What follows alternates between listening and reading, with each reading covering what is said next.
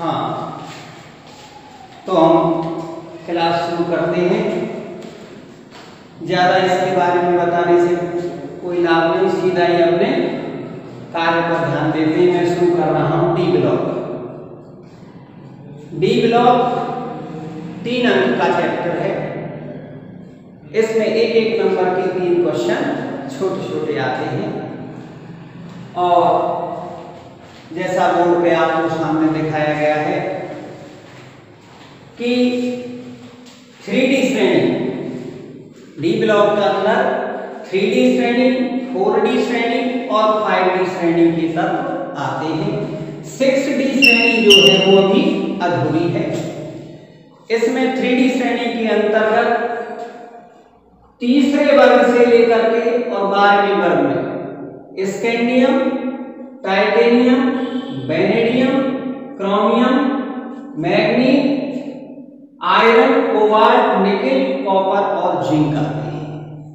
और 4D श्रेणी के अंतर्गत यट्रियम, जर्कोनियम, नावेलियम, मोलिब्डेनम, टैक्सियम, रूथेनियम, रहानियम, पैलेडियम, अर्जेंटम और कैडमियम आते हैं। और 5D श्रेणी में lanthanum, hafnium, tantalum, tungsten, rhenium, osmium, iridium, platinum, औरन और पारा आते हैं। तो जो डी ब्लॉक के तत्व हैं, यानी वे तत्व जिनका अंतिम इलेक्ट्रॉन डी कक्षक में प्रवेश करता है, डी ब्लॉक के तत्व कहलाते हैं। इनका इलेक्ट्रॉनिक विन्यास n-1 d1 से 10 ns2 होता है। यानी डी ब्लॉक के तत्व जिनका अंतिम इलेक्ट्रॉन डी कक्षक में प्रवेश करता है या डी उपकोष में प्रवेश करता है, डी ब्लॉक के तत्व कहलाते हैं। इनका जो इलेक्ट्रॉनिक विन्यास है n-1 d1 से 10 ns2 होता है। इन्हें सारणी में जैसा आपके सामने दिखाया गया है, मैंने अभी अभी बोला था कि तीसरे वर्ग से लेकर के और 12वें वर्ग तक दिखाया गया है, जिसमें 3D श्रेणी जो स्कैंडियम से लेकर के और जिंक तक, 4D श्रेणी यट्रियम से लेकर के कैडमियम तक और 5D श्रेणी लैंथेनम से लेकर के Hg तक पाई जाती है। और छठी जो श्रेणी है वो एक्टिनियम से शुरू होती है, जो कि अभी अधूरी है। तो तीनों के अंदर कितने कितने तत्व हो गए? 1 2 3 4 5 6 7 8 9 10, यानी तीनों श्रेणियों में 10-10 तत्व उपस्थित हैं। अब डी ब्लॉक के तत्व, इसमें जो 11वें वर्ग के तत्व हैं, कॉपर, Ag और A, इनको हम मुद्रा धातु कहते हैं या सिक्का धातु कहते हैं, क्योंकि पुराने जमाने में इनके सिक्के बनाए जाते थे। तो इनको क्या कहते हैं? मुद्रा धातु या सिक्का धातु। यानी अगर आपसे पूछा जाए कि किस वर्ग के, प्रश्न ऐसे उठेंगे इसके अंतर्गत, किस वर्ग के तत्वों को मुद्रा धातु अथवा सिक्का धातु कहा जाता है, आपका जवाब होगा 11वें वर्ग के तत्वों को मुद्रा धातु अथवा सिक्का धातु कहा जाता है। दूसरी बात, इनका नाम एक और पड़ता है उत्कृष्ट धातु। उत्कृष्ट धातु यानी उत्कृष्ट शब्द का क्या है? इनका जो विन्यास है वो छद्म अक्रिय गैसों के समान है, यानी इनके उसमें 18 इलेक्ट्रॉन पाए जाते हैं। अब उत्कृष्ट शब्द का अर्थ है क्रियाशीलता का कम होना, क्योंकि ये तत्व कम क्रियाशील होते हैं और वर्ग में ऊपर से नीचे आने पर क्रियाशीलताएं घटती जाती हैं। इसका मतलब क्या हुआ? सोना जो है वो बहुत ही कम क्रियाशील होता है। सोना क्रिया करेगा तो साहब कितना भाव है, देख लो 50,000 का भाव है, क्रिया कर रोज झगड़े होंगे। इसलिए सोना क्या है?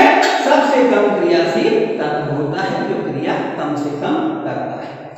ये सारे के सारे जो आप देख रहे हो ये सब धातु है, लेकिन पारा जो है, Hg जो है, आपसे पूछ सकता है द्रव अवस्था, ये सब ठोस है, और पारा पाया जाता है द्रव अवस्था में, क्योंकि इसका जो निर्माण होता है वो निर्माण दुर्बल वान डेर वाल्स बलों के द्वारा होता है। अब प्रश्न कैसे उठेगा, आपसे कहेगा 3D श्रेणी के दो तत्व बताओ, आप कोई सा भी इन दोनों में इसमें से बता दो, कहां से कहां तक, स्कैंडियम, टाइटेनियम, वेनेडियम, क्रोमियम, कहीं भी कोई भी दो आप इसमें से। दूसरा प्रश्न 4D श्रेणी में से आप दो तत्व बताइए, आप बता दो, और 5D श्रेणी में से दो तत्व बताइए। तो इस तरह से इसमें प्रश्न पूछे जाते हैं कि डी ब्लॉक के तत्व किन्हें कहते हैं, वे तत्व जिनका अंतिम इलेक्ट्रॉन डी उपकोष में प्रवेश करता है, डी ब्लॉक के तत्व कहलाते। आपसे पूछे इनका इलेक्ट्रॉनिक विन्यास क्या होगा, आप क्या कहेंगे, n-1d1 से 10 NH2 होगा। आपसे पहले साहब मुद्रा धातु कौन कौन से हैं, कॉपर, जिंक, कॉपर, Ag और Ae। आपसे पूछे साहब उत्कृष्ट धातु कौन से हैं, क्या कारण है, इनको क्यों कहते हैं उत्कृष्ट धातु, आप कहेंगे भैया इनकी क्रियाशीलताएं कम होती हैं, इस कारण हम इनको उत्कृष्ट धातु के नाम से जानते हैं। तो प्रश्न जिस तरह से पूछे जाएंगे मैंने आपको बता दिया। अब आता है संक्रमण तत्व। संक्रमण तत्व क्या है साहब, आप जानते भैया कोरोना फैलो पढ़ो संक्रमणीय, याद पढ़ो संक्रमण, ना लाइन देखो ना देखोगे भविष्य में, तो ये संक्रामक है, एक से दूसरे में पहुंचना, यानी संक्रमण तत्व उन्हें कहते हैं जो ये जो डी ब्लॉक के तत्व हैं जिनके सामान्य अवस्था में अथवा जिनकी ऑक्सीकृत अवस्था में, या तो सामान्य अवस्था में यानी परमाणु अवस्था में, जैसे सी, या तो खूब जानो तो सी है, खूब जानो या कॉपर और Cu, ये तो है सामान्य अवस्था या परमाणु अवस्था, और इसकी ऑक्सीकृत अवस्था हो गई +1 और ये हो गई +2। तो सामान्य अवस्था में अथवा इसकी ऑक्सीकृत अवस्था में या परमाणु अवस्था में, ये परिभाषा अक्सर आती रहती है पेपर में, तो ध्यान से सुनेंगे कि संक्रमण डी ब्लॉक अलग बात हो गई। संक्रमण तत्व किसे कहते हैं, जिसके सामान्य अवस्था में अथवा जिसकी ऑक्सीकृत अवस्था में डी उपकोष में, ध्यान से, डी उपकोष में अयुग्मित इलेक्ट्रॉन पाए जाते हैं। क्या कहा, दोबारा सुनो, संक्रमण तत्व की परिभाषा आती है पेपर में। संक्रमण तत्व किसे कहते हैं, जिनके सामान्य अवस्था में अथवा जिनके ऑक्सीकृत अवस्था में, ऑक्सीकृत अवस्था का ऑक्सीकरण कब हो गई, जब इलेक्ट्रॉन त्याग दे, और जब इलेक्ट्रॉन त्याग दे कौन सा आवेश आएगा, धनावेश, तो ऑक्सीकृत अवस्था समझ गए क्या है, इलेक्ट्रॉन का त्यागना ऑक्सीकरण, इलेक्ट्रॉन का ग्रहण करना अपचयन, छोटी सी बात है 11वीं में पढ़ी होगी ऑक्सीकरण अपचयन वाले पार्ट में, मास्टर जी पढ़ाई होगी, तो क्या पढ़ाई होगी, इलेक्ट्रॉन का त्यागना, यानी जिनकी सामान्य अवस्था में अथवा ऑक्सीकृत अवस्था में जिनके डी कक्षा डी उपकोष में अयुग्मित इलेक्ट्रॉन पाए जाते हैं, क्या कहलाते हैं, संक्रमण तत्व। अब केमिस्ट्री की भाषा में बात करें, देखो संक्रमण कैसे होगा, इसके बाईं ओर कौन है, एस ब्लॉक के तत्व, यहां कौन है, एस ब्लॉक, सारणी जब अपन बनाते हैं कि नहीं, और इधर कौन आते हैं, पी ब्लॉक, तो बाईं ओर इसके एस ब्लॉक के तत्व हैं और दाईं ओर इसके पी ब्लॉक के तत्व हैं। एस ब्लॉक के तत्वों के गुणधर्म कैसे, केमिस्ट्री की भाषा में बात कर रहा हूं, पहले मैं संक्रमण तत्व का ही फिर वैसे बताऊंगा। तो बाईं ओर क्या है, एस ब्लॉक के तत्व, और एस ब्लॉक के तत्वों के गुणधर्म कैसे होते हैं, आयनिक, और पी ब्लॉक के तत्वों के गुणधर्म कैसे होते हैं, सहसंयोजक। तो जब हम सारणी में बाईं से दाईं ओर जाएंगे तो अपन इस तत्वों के जो गुणधर्म हैं वो आयनिक से सहसंयोजक होते जाएंगे, आयनिक से सहसंयोजक, समझे, बदल गया, संक्रमण होगा आयनिक और फिर धीरे धीरे करके सहसंयोजक हो, संक्रामक हो गया कि नहीं, एक से दूसरे में प्रवेश कर गए। तो मतलब क्या निकला, डी ब्लॉक के तत्वों के बाईं ओर एस ब्लॉक के तत्व होते हैं, दाईं ओर पी ब्लॉक के तत्व होते हैं।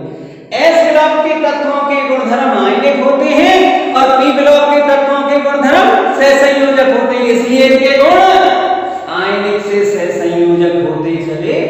और दूसरी बात कि डी कक्षक दो भागों में बटा होता है, इसमें आंतरिक कोश उपस्थित होते हैं।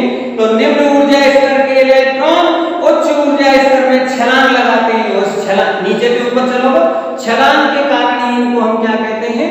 संक्रमण तत्व कहते हैं। तो बात आई संक्रमण तत्व की, क्या बात रही साहब? जिनके डी कक्षक में अयुग्मित इलेक्ट्रॉन उपस्थित हों। कब?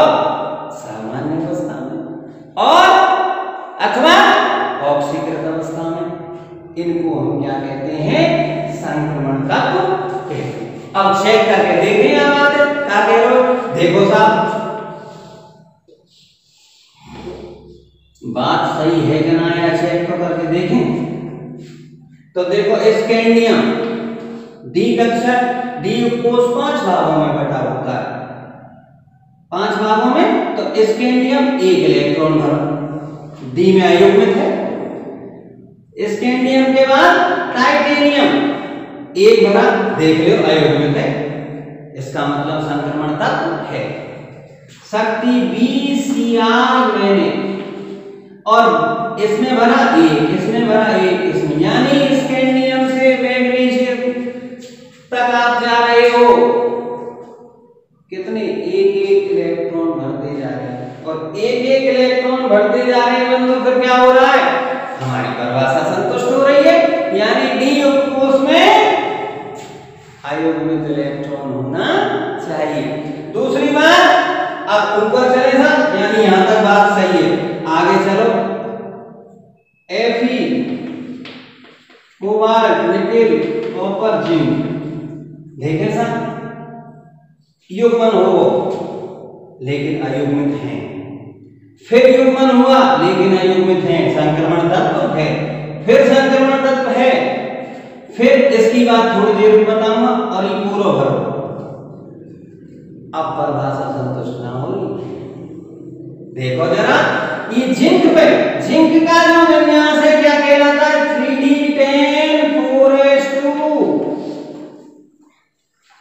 इसी प्रकार कैडमियम का जो विन्यास है क्या कहलाता है? 4D10 और इसी प्रकार तुम्हारा कौन रहेगा? Hg का क्या कहलाएगा? 5D10 5,6H2। यानी कि हमारी परिभाषा डी कक्षक में अयुग्मित तो भर दो या पूरा। इसका मतलब क्या हुआ?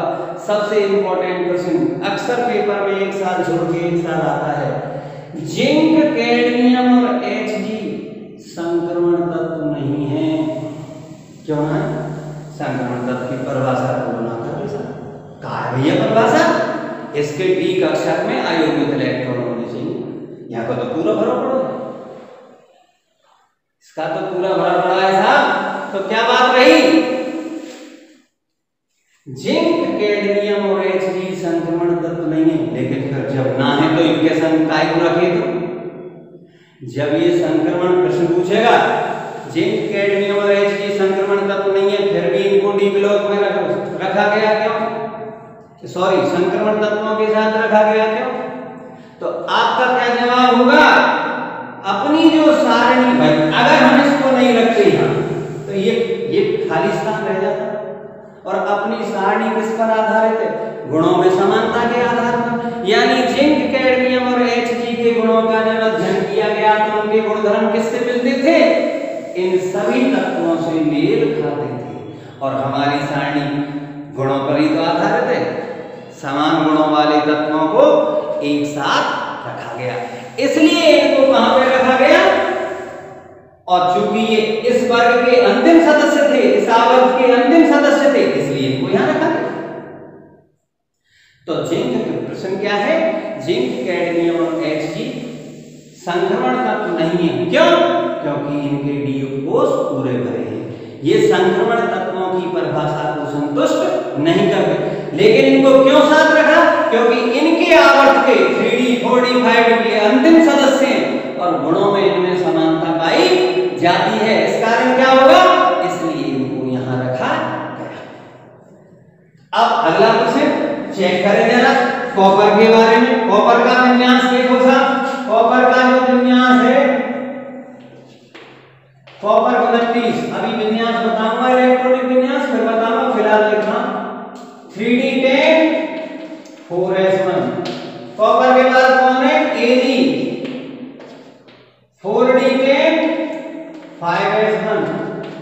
कॉपर एडी के बाद कौन है एयू 5d10 6s1 भैया तू क्या कर रहा हो यहाँ एडी का और कोस तेरो भी तो पूरा भरा पड़ा ये इसकी परमाणु है डी इसका भी तो पूरा भरा हुआ है डी में 10 जो जो जो यहां दिक्कत आ रही है यहां आ रही है लेकिन सामान्य अवस्था में इसके डी कक्षक पूरा भरा है लेकिन जब कॉपर के अवयव बनाए गए तो दो अवयव प्राप्त हुए Cu प्लस और Cu प्लस 2 जहां इन्होंने वैलेंसी अपनी दिखाई इसका मतलब क्या हुआ जब Cu प्लस बना तो एक यहां से निकला और Cu प्लस 2 बना तो एक यहां में भी और निकला और जब यहां में भी निकलेगा तो 3d9 हो जाएगा भाई और 9 हो गया तो विषम हो गया आयुर्वेद है ये तो क्या जवाब दिया गया कि जब कॉपर के कंपाउंड बनाए गए तो वहां ये +2 ऑक्सीकरण अवस्था दर्शाता है और जब +2 दर्शाता है इसका मतलब एक इलेक्ट्रॉन कहां से निकला डी उपकोष से और जब डी उपकोष से इलेक्ट्रॉन निकला तो क्या बात रही डी में अयुग्मित इलेक्ट्रॉन आ गया यानी इसके सामान्य अवस्था में तो नहीं परंतु ऑक्सीकृत अवस्था में इसके डी उपकोष में अयुग्मित इलेक्ट्रॉन होता है इस कारण ये संक्रमण तत्व है इसी प्रकार ये जी इसी प्रकार आपका अब बात आती है सभी संक्रमण तत्व जो हैं वो डी ब्लॉक के तत्व है साची बात बोलो भाई इनका अंतिम इलेक्ट्रॉन कहां पर पेश कर रहा है डी उपकोष लेकिन सभी डी ब्लॉक के तत्व संक्रमण तत्व नहीं है प्रश्न उठता है क्या एक प्रश्न तो ये उठ गए जिंक कैडमियम Hg संक्रमण तत्व नहीं है क्यों क्योंकि ये संक्रमण तत्व की परिभाषा तो पूरा नहीं करते इनके डी उपकोष में कोई अयुग्मित इलेक्ट्रॉन नहीं है दूसरी बात आती है कि समस्त संक्रमण तत्व डी ब्लॉक के तत्व हैं बिल्कुल सही बात क्योंकि संक्रमण तत्वों का अंतिम इलेक्ट्रॉन डी उपकोष में प्रवेश करता है इसलिए क्या है ये संक्रमण तत्व लेकिन सभी डी ब्लॉक के तत्व संक्रमण तत्व नहीं है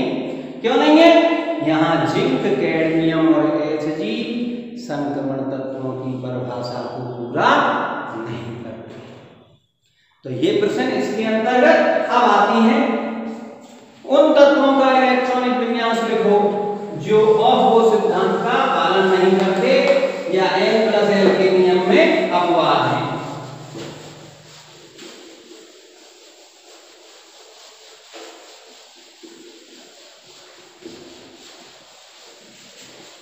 प्रश्न उठता है सर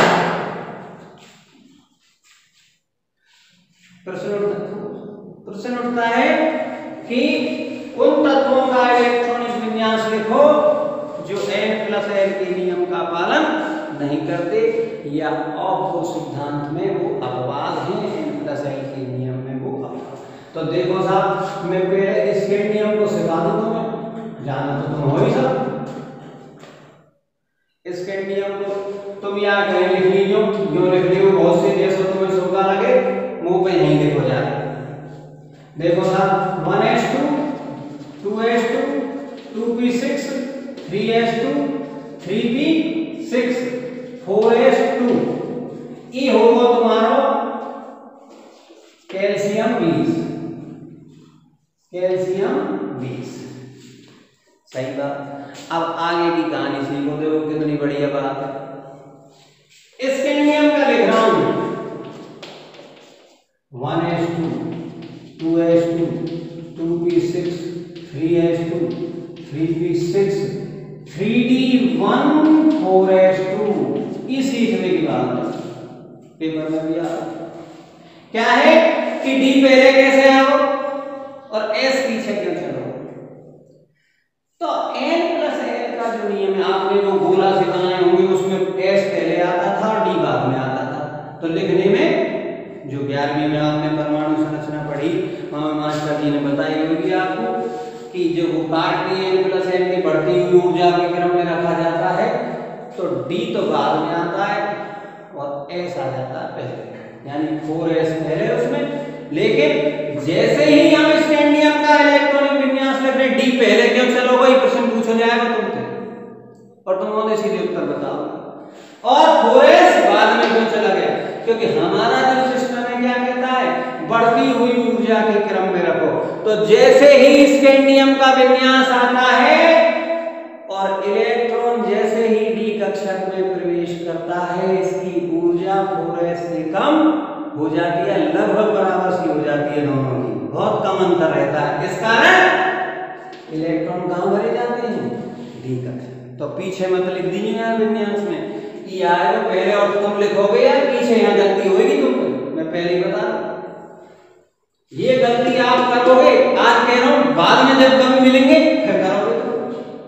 इस बात को ध्यान रखें, जैसे ही इलेक्ट्रॉन डी कोष में प्रवेश करता है, इसकी ऊर्जा 4s से कम हो जाती है। और अपना सिस्टम का पहले कम ऊर्जा वाला रहेगा, फिर ज्यादा ऊर्जा वाला। आई बात समझ में? तो फिर अब भरे चले जाओ स्कैंडियम के बाद टाइटेनियम।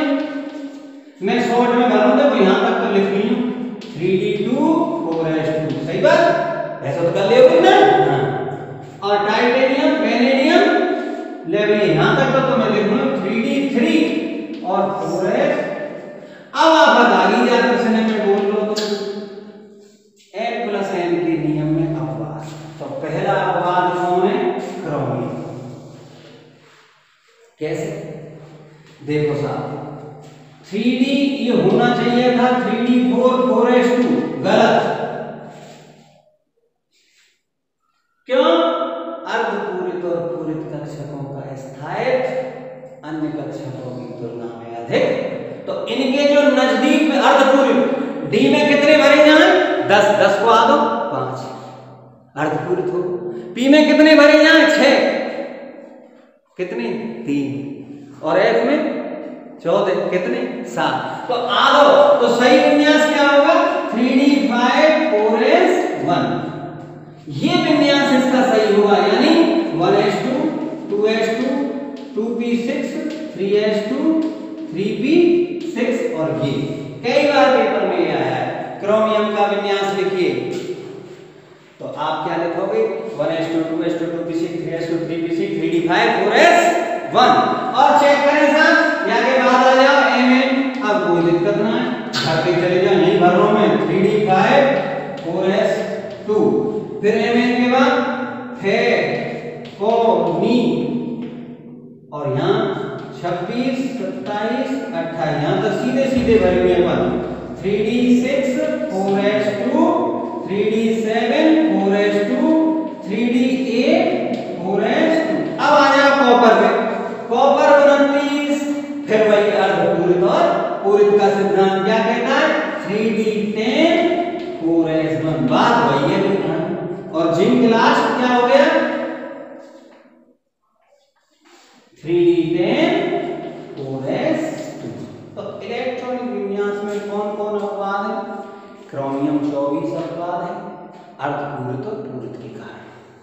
और आपका कॉपर 29 अपवाद है अर्धपूरित और पूरित। दोनों का विन्यास आप लिखना चाहेंगे, एक को लिख लो, फिर इसी तरह आगे बढ़ना। फिर आगे आप मोलिब्डेनम पे आ जाओ, पैलेडियम पे आ जाओ, Ag का यहाँ भी अपवाद आपको देखने को मिलेगा।